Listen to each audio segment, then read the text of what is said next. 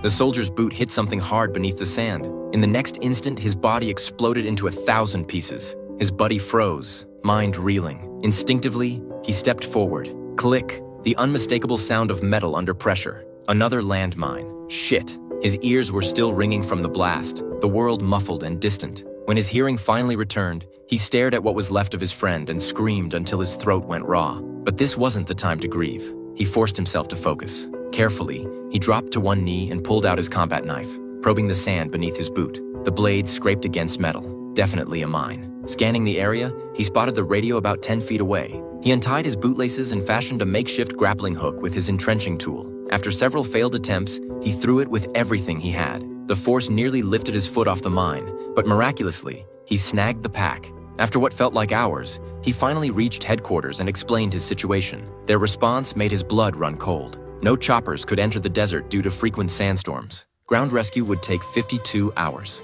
He set his watch timer, 52 hours in 113-degree heat. The odds weren't good. When hunger became unbearable, he ate his last piece of beef jerky and took 2 swigs from his canteen before it ran dry. Then a breeze picked up. He turned his head and his heart sank. A massive sandstorm was rolling in. He quickly shouldered his pack for extra weight and jammed his rifle into the ground as an anchor. By some miracle, he survived the onslaught, gasping for air. Grateful he hadn't been blown off the mine, his friend's body had been dragged by the wind to rest at his feet. That's when he noticed the radio was gone. He spotted it 30 feet away, carried off by the storm. All hope drained from him. To make matters worse, he'd already emptied his buddy's canteen. He fired several shots into the air and shouted for help, but the desert remained empty. Hours passed.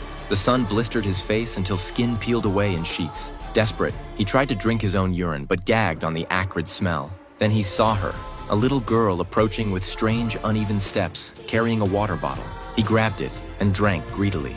He tried to thank her, but she didn't understand. She pulled out a toy soldier, and he found one in his own pocket to show her.